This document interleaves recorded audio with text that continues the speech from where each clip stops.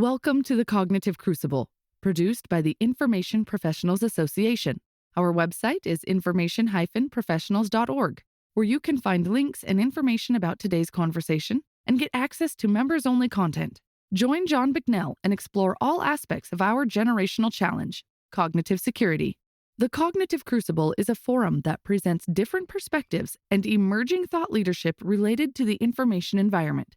The opinions expressed by guests are their own and do not necessarily reflect the views of or endorsement by the Information Professionals Association. My guest today on the Cognitive Crucible is Julie Janson, who is a U.S. Air Force Information Operations Officer, which is the designator 14F. She is one of the founders of the 14F IO specialization and the lead author of the Air Force's Strategy for Operations in the Information Environment. And she is currently an executive officer at the NATO Joint Warfare Center. Julie Janson, welcome to the Cognitive Crucible. Thank you for having me. And to our audience, before we get started here, I would just like to let everyone know that Julie's opinions are her own and do not represent the opinions of the U.S. Air Force, the Department of Defense, any other government agency for that matter. So the conversation that I'd like to have with you today, Julie, will cover Air Force IO talent, as well as the Air Force's strategy for operations in the information environment, which I believe came out in 2022, like maybe in the summer, and we'll look to have a link to that in the show notes. But before we get into these topics, could we start by getting your overall assessment of our strategic landscape, or if you prefer, the times in which we live? Yeah, how long do you have? Obviously, it is a multifaceted problem set that we are dealing with right now. When we talk about an adversary creating multiple dilemmas, I don't think you could ask for a more complex environment. But to keep it, I guess, kind of focused to the information topic, this is an information environment that is rapidly and constantly evolving. We have definitely entered a space where even individuals have wield as much power as some nation states. And I think, there's a lot of focus on disinformation and, how all of this new technology can be used in malicious ways. But I really hope that we can all be thinking about how we can be using this new technology for our own good, because I think you can flip a lot of those narratives in a positive way. But yeah, it's, as information professionals, I think we are so valuable right now because with there being so many different types of conflicts happening, with it being such an information-based environment, we bring so much value to the table because we understand that target audience analysis. I am not going to treat the Houthis the way that I am going to treat the Chinese government. I need to be thinking about India and Pakistan much differently than I need to be thinking about Israel and Gaza. So the empathy and the mindset that we bring to the table is more critical than ever. And we owe it to ourselves, though, with evolving technology, to stay on top of it with tradecraft that will serve us well. Because if we do not become familiar with the tradecraft and tools that are constantly evolving, we can risk becoming obsolete as well. Right. And I also heard you in your response just then, you didn't say it explicitly, but cultural expertise is a necessary but insufficient part of that package that you were just describing. Would you say that that's accurate? Yeah, I actually feel very strongly about this. I don't think with the requirements that we have in the military to move assignments, you're not going to get an active duty military person who is an expert in a country. And even if you did, you can't leave them their entire career. It's not how it works. So something that I'm very strong about is that part of our responsibility is to find the experts within the organization that have that deep domain knowledge, that have that deep cultural expertise. And so one of the absolute most important tools in our toolkit is a network of experts that we can call upon. And then it's up to us to be that filter between those two entities, because someone who is a deep domain expert in, say, Russia, and a military commander don't always know what they need from each other. So that is where I think we are also extremely valuable in being able to translate the needs of both of those entities. Right. Yeah. And as you're describing that, I'm reminded of an episode that we had quite some time ago now. This was back in the December 2020 time period. A gentleman named James Mulvinen. He unpacks a lot of what you were just describing quite nicely, and the need for that kind of cultural expertise, and how I mean, this gets into, like, I guess, civil military fusion as well, and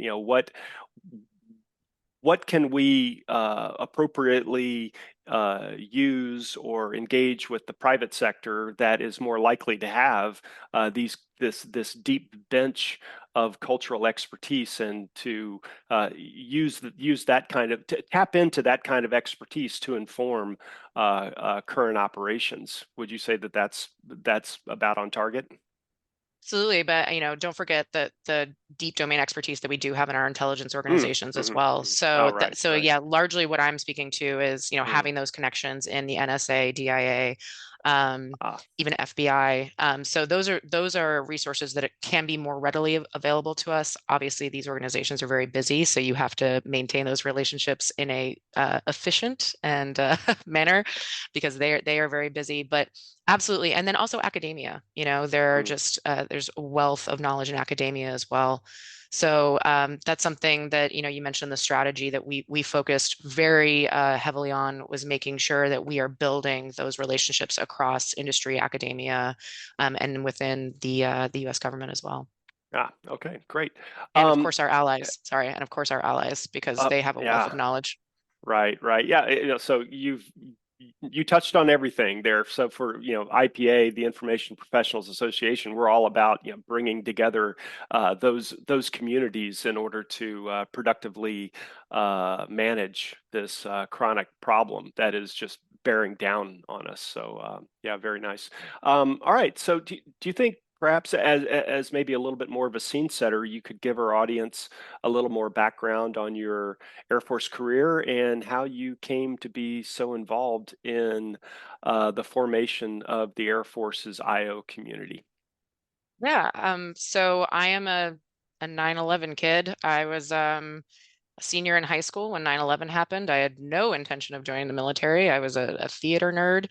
And when 9/11 happened, I decided I needed to join. And I came out of school with a degree in psychology, which got me placed as a behavioral scientist. We were 6-1 Bravos at the time. And that got me sent to the research labs at Wright-Patterson.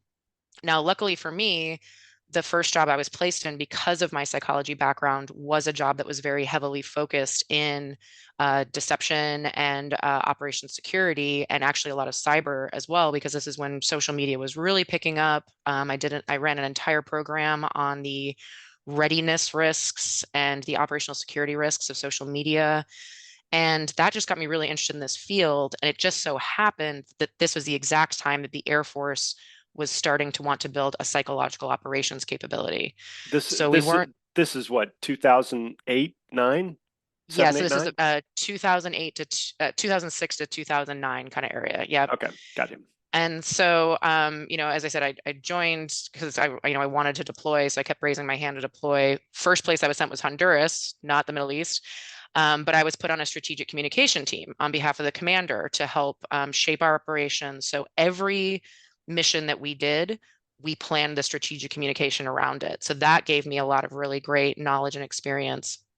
And then it was at that point that I was picked up to attend the PSYOP qualification course at Fort Bragg. So I did my 4 months of Army time, which I loved. I had a blast, um, rucking around, and I learned a lot, met some great people. And then I managed to deploy again. This time I managed to get to the Middle East, but not as close as I wanted to Qatar. I was at the KAOK, but I was doing PSYOP at that point. And this really helped me um, build those skills. I worked with some incredible enlisted leaders who were able to teach me about base profiling and really looking at our signatures, and that was all extremely useful experience. So I ended up helping with the drawdown in Iraq. I was in Iraq for a little bit, helping with that, and then at this point, I kind of started my staff and planning phase. So I went to the 603rd AOC in Germany next, where I was supposed to be the PSYOP planner, but we lost our MILDEC planner. So I became the MILDEC planner. And I ended up running a massive program, which I still think is one of the gold standards that I've seen to this point, because this was a team that was developing plans to exercise wings. We did it quarterly. All of our wings were involved. And it was a maintaining a program, because if you're going to shape the environment, you have to do it consistently and persistently. And by keeping this program going, we were absolutely doing that. So that gave me a ton of planning experience. And that all prepared me for now what would be a couple of assignments at the Pentagon, where I was put in charge of writing the strategy for the operations of the information environment, helping to build behavioral science-based programs, and really develop the policy, guidance, doctrine that we knew we needed at this point. Because by now, information's been named as the seventh joint function. The joint staff is needing to write the doctrine for that. So it was just the timing just all worked out really perfectly for me to always kind of be in a place where things were really happening and I could get a lot of experience while working with very experienced people to learn as much as possible about this problem set. Yeah, and by the way, Julie, before we continue, I just want to give like a real quick shout out to a previous guest, and we'll have a link in the show notes, but to Kara Masick, who is one of your Air Force 14F colleagues, but she suggested that you also be a guest on the podcast. And so I just want to give a quick shout out to Kara and to the work she's doing as well with assessments. So let's dive a little bit deeper into the Air Force's information operations manpower related topics. So for the Air Force, is IO considered to be like an entry level MOS or skill? What tends to be the career paths for Air Force IO personnel? And also, are there like is there like a constellation of MOSs which fall under a broader occupational field heading? Not just PSYOP, but other MOSs as well. So that's a big, broad, open-ended question. So please unpack that for our audience if you don't mind. No, it's a great question, and I'm actually going to address your last part first, because I think it'll help give some context to maybe what I've been saying, and because people do think about it differently. So in the Air Force, being a 14F information operations officer means that you are steeped in PSYOP, OPSEC, and MILDEC, and that you then also have those planning, execution, and assessment capabilities as well. So whereas some of the other services break those things apart, we have those three core capabilities, which is a big difference. And it is an entry level. We have AFSC, right? And it's because there's an education requirement, and because we feel very deeply that being steeped in the psychological, theory, the social science theory, being able to do good behavioral assessments is really important, and that takes a long time. It's not something that you can do in like tech school. So everyone who is a 14F has a background in psychology, the social sciences, or a related field. And we find that helps greatly, and it's actually put us in pretty high demand because we come in with those skill sets. Now, the most important thing that has to happen over a career is that then learning the military piece and what your service needs from you, not just being, somebody who can, talk psychology, right? So it has been, a long road of building that career path. We stood up the career field, and we took people who were already, you heard me mention 6-1B, behavioral scientists. Those are the people who became the first 14Fs. So we already had a kind of seasoned field of people, but then we started assessing people. So now we've got second lieutenants who have this AFSC. Where do we put them when the demand signal is for these experienced planners who can incorporate information operations into an operational or even strategic plan? Well, the way that we've been addressing that, and I think it's fantastic, is to be putting these CGOs at the wings. So this is where they get to, see the action, learn the tactical side. And at this phase, I would really want someone focusing on signature management. And I think this will definitely come up a couple of times in our conversation. Signature management is a process that I think is the heart of the kind of influence we need to be thinking about as a military. Do you think you could take just a quick sidebar and explain what you mean by signature management for those who might be less familiar? Okay, so yeah, signature management is a process, but a really clear example of how kind of an action and a message can really send a much stronger message is back in 2020. You might remember, at the time, President Trump was really talking up a big threat against Iran. And, at one point he said that he was going to strike 52 targets in Iran. And that day, 52 F-35As showed up on a runway in Utah. So there is question about whether this was coincidence or on purpose. We haven't gotten a definitive answer, but that doesn't matter. A statement was made, 52 jets were brought out, and that's a very strong message. That's a signature. So that is something that we can look at, that we can see, that sends a message. Now, obviously, we're not always going to be throwing out, 52 jets on a runway. So signatures is about, and anyone who's dealt in deception knows this. You're thinking about pulling apart the pieces of a process that can be altered to make it look like you're doing something different. That's one way of thinking about it. When we do a show of force, if we put a carrier out there, that is a signature, that's a message. So this process that we're teaching is how to break down a process and learn which are the key observables that I can alter, conceal, reveal, emphasize to send them the message that I want to send. And this is why I actually, when the word message is thrown around so much, and I can't tell you how many times in my career, I've been asked, hey, can you go message that country? Can you message those guys? And I'm like, well, with my approval authorities, that will take forever. But what we have to think about as a service, as the services, is what messages, what capabilities we possess that send messages in and of themselves. So to get back to our topic, I've got somebody. Well, I've got a young lieutenant. Okay. and also everything sends a message, right? Mhm. We were talking before we hit record, and you're to your point about those aircraft sitting out on a runway, that sends a message. Or the Eisenhower carrier battle group sitting off the coast of some country, that sends a message. But those may not be the kinds of messages people think of when you just said, hey, can you send a message? People think of, everything from a yellow canary sticky note to to a tweet, right? But everything sends a message. Everything has an effect. Absolutely. And, I haven't even thought about a leaflet since Libya. I was involved with, Okay. Yeah. the response to Libya. And because in the time that it takes us to develop series, to get the approvals, I could be sitting at a table with a bunch of fighter pilots talking about how we're going to configure their aircraft, how we're going to, when we're going to send missions, what packages we're going to send. And that is what I would much rather be doing with my time, because it's much more effective.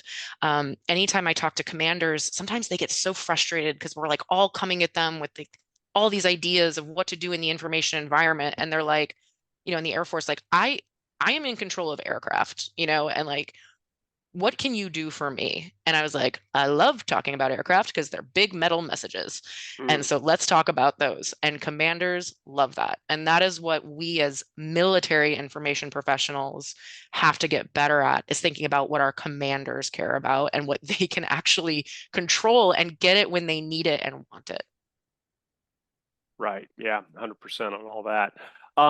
Okay. So, big takeaway from what you were just describing. And please correct me if I'm wrong, but for the Air Force, different from some of the other services is that you guys really lean into bringing people into the IO/OC field who already have a psychology and social studies kind of a background. Would you say, did I capture that right? Yeah, big focus in psychology, social sciences, mass communication, marketing. Right, Exactly. right, yeah. So did your work, has your work in this in the creation and now the ongoing management of this OC field, does this also include the Space Force, or is it more Air Force specific? Yeah, so that's a good question. Right now we are still relatively small. Or there's only a couple hundred of us, all officers right now. And the Space Force really had to considering they were just getting started, they needed to pick who they needed. There was conversation about whether to take on 14Fs. It was determined that now was not the right time. However, they absolutely value it. So General Raymond took a 14F with him onto his CAG, his Command Action Group, Mm, as soon as he stepped into the shoes of leading the Space Force. So there's absolutely value there. All of the services need it. Again, and it doesn't have to be in mass numbers, but I think all of the services have recognized on some level that they need someone talking to them from this mindset because one of the things I'll hear all the time from planners, my pilot friends is like, well, can I do what you do? And I was like, let's just pretend that you have the full educational background that I do. You also just don't have the time. Like there's a reason that we all have MOSs, AFSCs, and it's because we're going to be the person dedicated to thinking about those issues, and I am dedicated to thinking about the target audience, the way that we can shape the information environment, and that is not a short process. So all of the services absolutely do need it. The Space Force does value it. Just right now, they have to be doing that prioritization of the people they need now. And I think it'll be interesting to see where that goes. mm, right, yeah. So what does the how does the joint world start coming into the Air Force's IO/OC field? Like, are there I don't know, exchange tours, or do Air Force IO personnel have the opportunity for joint assignments, and what does that feedback look like? Definitely something that we're growing. It's so critical because, you know, the information environment is not pie. It's not like you can't just cut this clean Mm, sliver of it and like give it to the Air Force to deal with. We are all in this space together. So I actually feel very strongly about the fact that I think that information professionals should be trained together early on to learn, the accepted joint TTPs, the accepted joint planning processes. And then if you think of that as like that's your bachelor's degree, right? That you're all going to learn, how the military impacts the information environment. Then each service goes off and takes, their major, their specific electives. Sorry. So their electives are in like, and here's what my specific service brings to the table. Um, so we are absolutely interested in more joint tours because we have to. So everything that I have done has been in close connection with my counterparts in the other services, mhm, because otherwise we're just kidding ourselves if we think that we can all go play in our little pocket and not need to talk to each other. Because again, a carrier and a bomber are two very big messages, and if they're doing two different things, what are we doing here? Unless our intent is to increase ambiguity, I guess, right? mm. Yeah.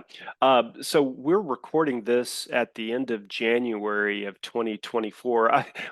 We didn't talk about this in advance, but as from what you're describing, Julie, as the Air Force is like leaning into this and figuring this out, I'm not so familiar with this. So if this is something that you're not so familiar with as well, please say so. But just this morning, I was reading something on LinkedIn where there with the U.S. Army, there's something happening within the psychological operations field where a whole bunch of Army people are up in arms about the the PSYOP career field maybe not going away, but undergoing some significant transformations, which really are rubbing people the wrong way. Are you tuned in to what's happening with the Army and PSYOP at all? So I am not tuned into that specific thing, but what I will say, just having done this as long as I've been doing it now, almost 18 years, that this is what we're up against. And this is why, in your first question about the current environment, this is evolving so fast. And there are people who still want to do this the old way. And it can't happen. The tech is moving too fast. The environment's evolving too fast. If we do not stay on top of this, we will become obsolete. And I think that's justifiable. So again, I do not know specifically what you're talking about, so I do not want to enrage anyone by saying I agree Sure. with what's happening. Right. Yeah. Yeah. But it's probably one of the biggest battles we fight, is that people are just really kind of want to stick with the thing that they learned in tech school. And this is an area where you have to rapidly evolve or die. So something I've been hearing a little bit more, more about lately is becoming like a chat GPT prompt engineer, prompt engineering. And that is one of these like new skills, which is really helpful. Some people say mandatory for, this moment in time. Is there like like does does that fit into what you were just describing? Things are moving so fast that you have to be able to have people who are, conversant, fluent, if you will, on whatever the most current technology is, including like Chat GPT. So is prompt engineering something that has a home within, current psychological operations? I think it has to. And this gets to the idea of tradecraft over tools. Mm, We can mm, get very comfortable in the military with like, we are going to buy this specific thing, and that is the thing we're going to learn, and that's the thing we're going to use. We have to, with how quickly, the technology keeps evolving, how AI is changing the game, we have to learn tradecraft and keep evolving that tradecraft so that the next tool that comes, we can, absorb it, learn how to use it, understand how to use it within our parameters. And this is where I had a fascinating conversation with a data scientist who was like, why aren't you using bots? And I think there's just this idea of like, well, we don't control them. So mm, they're going to, spread misinformation or disinformation everywhere. And this goes back again to my like earlier comments about we're so focused on all of this doing disinformation and malicious intent. So I want us to think about the weaponization of truth. We need to think about the information environment as having key terrain that requires mass and maneuver.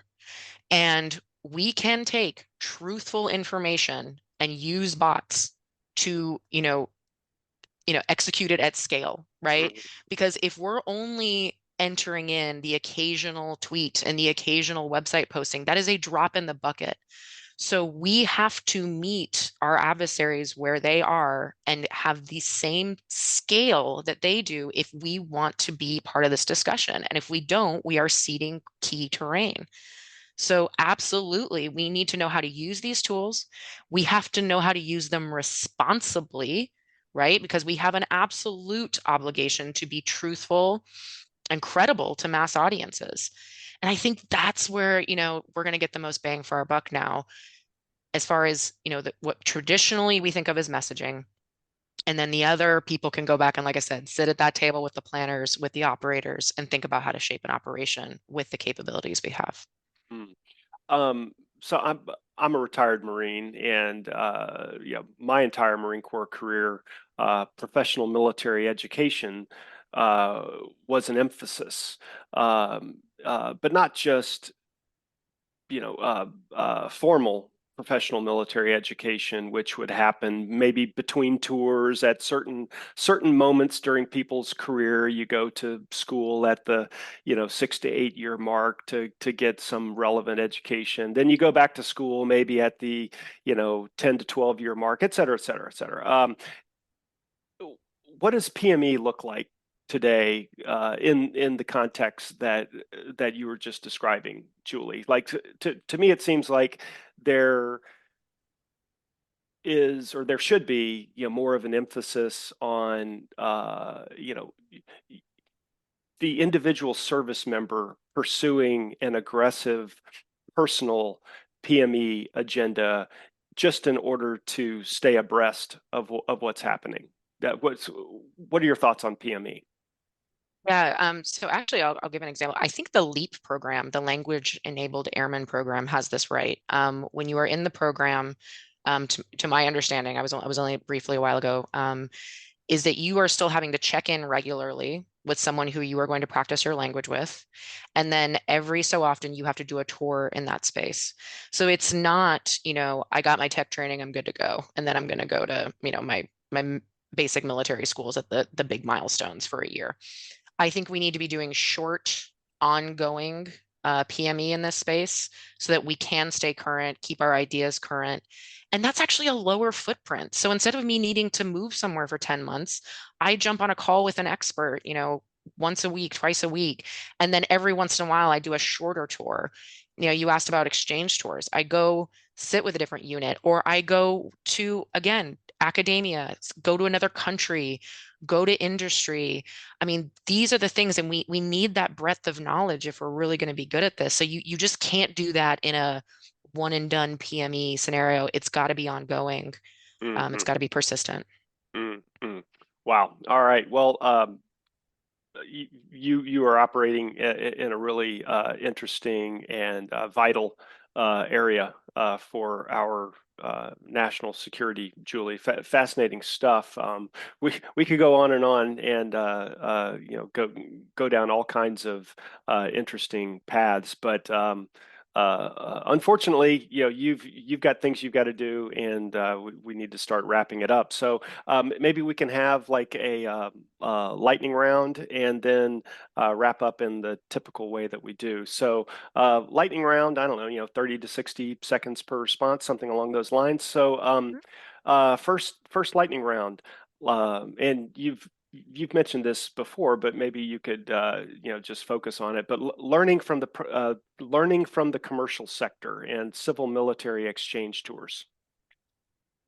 Yeah, and actually, I mean, it just really goes back to what I've said. I think this is mandatory. I don't think it's an option. The Air Force has a great exchange with industry program with Apple. I think that's 100% what needs to be happening. We need to be going to the best, being with them, spending time with them. That is a 1 year program. But the more exposure we can give more of our people to that level of capability is essential. And also going back to what we have within our own government, doing exchange tours with NSA, CIA, FBI. I mean, there's just such a wealth of knowledge, and there's so many tools that we can have in the toolkit if we're just willing to take that time to learn. Department of State as well, would you say? Yeah, absolutely. Yeah. It's such an important one, because one of the biggest falsehoods I've heard throughout my career in a planning room is oh, we don't have to think about this because the State Department will. And I'm like, who do you think that we're like sending this to in the State Department that's like checking our homework? Like it's how it should work, but it's just not always how it works, especially in crisis action planning. So having somebody in the room that has worked with the State Department and knows what their response might be, or at least has an idea, or again, has those connections, that is invaluable. Right. Public affairs integration. I'm huge on this. So when I talk about that weaponization of truth, I think that's all PA. Again, this is my personal opinion. This is not the opinion writ large of I don't think anybody at this point, but I think we are best suited. The IO professionals are best suited with the operators shaping the operation, thinking about those signatures, thinking about the target audiences. And then that's what happens. So PA can cover it truthfully. And then hopefully we empower them with the right tools to, again, send that message out at scale, using the capabilities that are readily available, so that when people try to twist or, give like a negative light on what the US was trying to do, it is out there at scale. And I think PA is best suited to do that, because we talk about this difference between inform and influence. Informing is a form of influence. We choose what to inform, we choose how to inform it. So I'm so glad that conversation has started dying, and that at least in the Air Force, PA and IO are working together, and it's very, very effective. And I want PA to be doing like the messaging, and I want to be doing the planning, and that's where I want to be. Gotcha. Yeah, well, there's at least one Air Force public affairs officer who is really leaning forward into this, and I'm going to have him on the podcast here before too long. But his name is Jose Davis, and he just got done with an Air Force accelerator kind of a thing Yeah. at MIT. The Air Force has a group there at MIT doing some cool stuff with AI. So anyway, but Jose, and coincidentally, he's also going to be transferring to NATO this summer. So I'll have to introduce you guys. But he, I think, would high five everything that you were just saying, Julie, for sure. Awesome stuff. We have a lot of students and researchers who listen to this podcast, Julie. And so what kind of research question would you suggest an interested student try to tackle, which would advance some of these agenda items that you've been describing over the last few minutes? Yeah, so I really think from a military perspective, and and people from outside the military can look at this. What do each of the services uniquely have to offer shaping the information environment in furtherance of strategic objectives, right? Because as I said, this is just an area that is so ripe for mission creep, meaning everybody tries to take on everything. Commanders get overwhelmed, nothing happens. And one of the, just to touch briefly on the strategy again, the I think the best part of that strategy was that while we were going for the big picture, we were getting little wins all along the way. And I was just talking to an AI expert in that too. He said the problem with everyone taking on AI is they're trying to take on everything and they're not getting some small wins so that they can see what the value is, see how they need to use it, and how it's of value to them. So, and I think we need to look at, information operations the same way. Each of the services really needs to think about, and that we need to research, what are the specific things that we bring to the table in this space that we are going to invest in? How do we then synergize them to make sure we're creating a coherent picture? And how do we do this consistently and persistently? Meaning it's not a massive cost. We're doing it rapidly, low cost, rapid. And so that was, like I said, I think one of the stronger points of the strategy, and that while we were going for the big picture, we were getting all these little wins along the way so that it was, happening at the same time. And the commanders and the senior leaders were really seeing the benefit in real time instead of just having to dream of this miraculous future when we would get everything right. Right. Yeah. So each military service has their own mission and unique character. And so the information operations and PSYOP capabilities for each service should reflect whatever the unique mission sets that each service has. But then there's these big capabilities like the JADC2 or the Jake. I think maybe the Jake is a new name now, or the C2IE joint capabilities. So like each service can have this joint resource from which they are pulling out information in order to execute their own unique version of IO and PSYOP or something like that. Easier said than Yeah. done. Easier said No, than and done. it gets to something you said earlier of that everything is a message. And while it is true, I think it's a statement that can also overwhelm people. And so sometimes we get down this rabbit hole of thinking that actually collaborating between the services, like, oh, if I'm spending all my time figuring out what everyone's doing, I'm never going to get anything done. And that's 100% correct. So that's where I go back to that signature management idea, is that pick out the key observables, pick out the key activities, pick out the key investments. Because right, it's not just what we're doing as far as like our aircraft, it's what are we investing in? Like, where are we recruiting? These big topics are not that hard to get into a room and talk about regularly. And once it's just the startup that's the painful part. I mentioned I was in Honduras with that strategic communication group. They met every week. So it was not hard. We just had to talk about what was going on that week. So I think it's just the growing pains of it that feel painful, but once you establish it, it can just keep going because everybody's got that sight picture, right? It's just the upstart that hurts a little. Yeah. Last question. Could you offer a book or online resource or two that relates to the kinds of things we've been talking about, or it could just be, the kinds of things that you tend to recommend to people, or what is currently on your nightstand. Yeah, absolutely. So I am really big on not giving like traditional military books as recommendations. Anyone who I've ever taught in this business, I have them read things about magic and pickup artists and, animal training, because we have an obligation in this line of work to keep our minds open, to stay creative. And so there's just such a wealth of information out there. The person who mentored me was an actual magician. So I just really value this. So I'd like to recommend Kevin Dutton's The Wisdom of Psychopaths. What saints, spies, and serial killers can teach us about success. And the reason I like this book is that when I am having people brainstorm about how maybe an adversary is thinking, or about how a different target audience is thinking, and I'm trying to break them out of their bias, particularly just bias, I'm like, talk to me about this like it's like you're a psychopath, like you're, a superhero. You just give them something that's going to break their brain a little bit. Um, Thinking like a psychopath can be really helpful. And what Kevin Dutton does so well is that he shows us that psychopaths aren't necessarily so other. There's traits of being a psychopath. And if all of those traits, if you're thinking like a mixing board, if all of those traits are turned up to 10, you're getting like a Jeffrey Dahmer. But if only a couple of those traits are turned up to 10, you might have a fighter pilot. You might have a CEO. You might have a senator. A lot of people who are very successful in our world have psychopathic tendencies.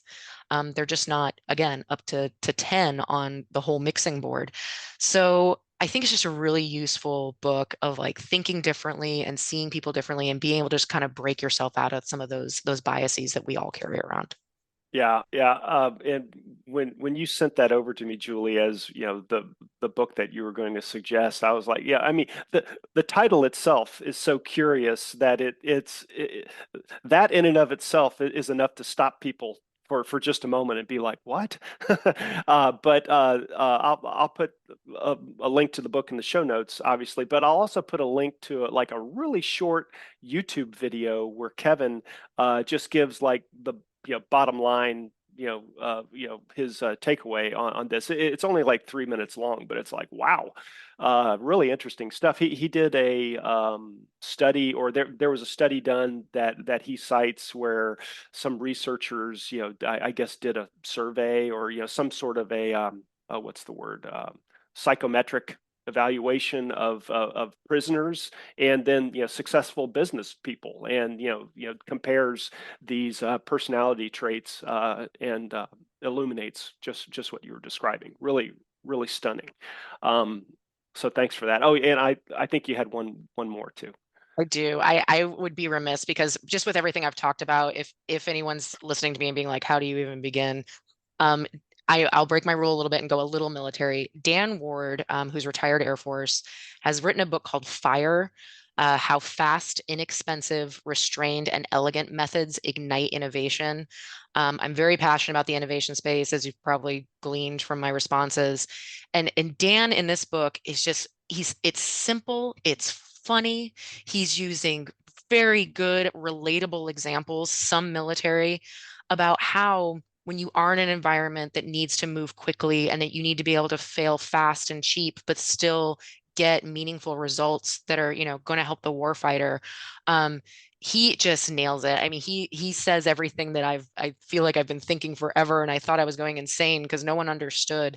So I cannot recommend this book enough. And Dan has several books, but this one just can really help you think about how do we just keep iterating instead of going all in on these like massive projects that in how fast our environment's moving, by the time they actually come to market, they're completely obsolete. So just, I cannot recommend that one enough. All right, all right. Well, we'll have links to all of those resources, plus some of the other things that Julie mentioned, such as the LEAP program, Language Enabled Airmen program, and other resources in the show notes. And with that, Julie Janson, thank you so much for being a guest on the Cognitive Crucible. This has been a lot of fun. Thanks for having me. The Cognitive Crucible is the only podcast dedicated to increasing interdisciplinary collaboration between information operations practitioners, scholars, and policymakers. To find out more about the Information Professionals Association, visit us at information-professionals.org. Please support our podcast by giving us a 5-star rating and leaving a review.